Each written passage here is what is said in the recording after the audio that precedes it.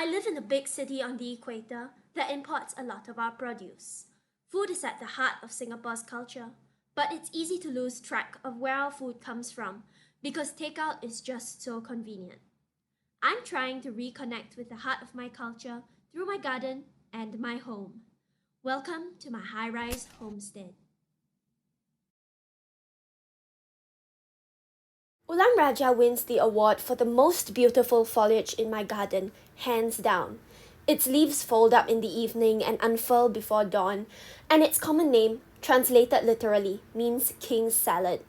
This edible cosmos variety was brought to Southeast Asia from Latin America via the Philippines during the age of exploration, and has made itself at home in Malay and Indonesian cuisine.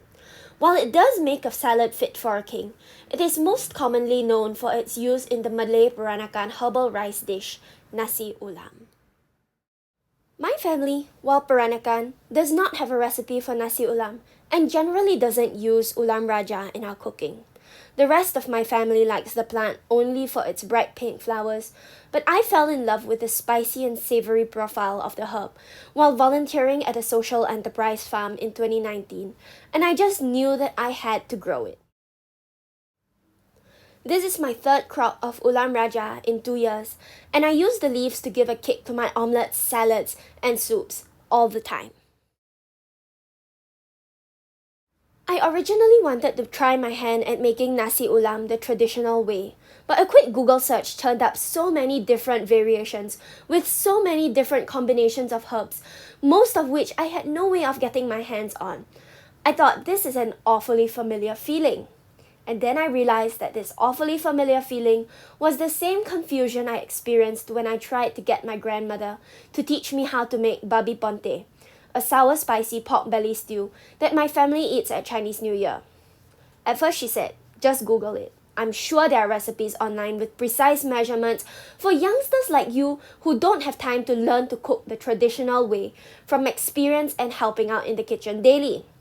And then we went online and found 10 different recipes, all of which my grandmother declared couldn't possibly be babi ponte because they used ingredients that she did not, or omitted components that she thought essential.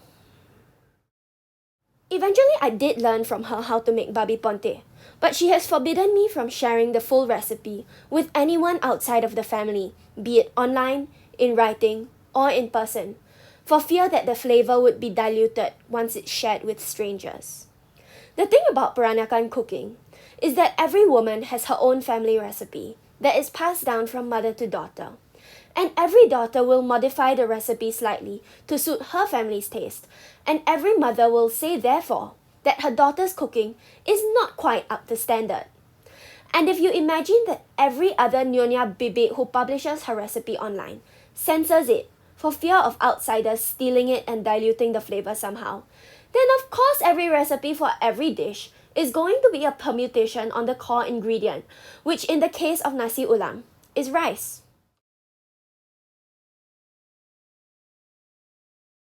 I even found some nasi ulam recipes that didn't involve ulam raja at all. So I decided to do the most nyonya thing I could imagine, which is to develop my own recipe and make a video about it that gives out none of the essential details. This is essentially an ulam raja fried rice with anchovies and omelette. It might not be considered authentic Peranakan fare by anyone else, but I'm the type of nyonya who wears wide batik skirts with her kabayas because she cannot manage to take small dainty steps in sarongs and uses a blender to make her rempas instead of a mortar and pestle. In this day and age, where women cannot afford to walk through life at the pace dictated by our narrow sarongs, we make do with what we have. And as long as I own my identity as a half Peranakan Singaporean woman, my iteration of nasi ulam is authentically Peranakan.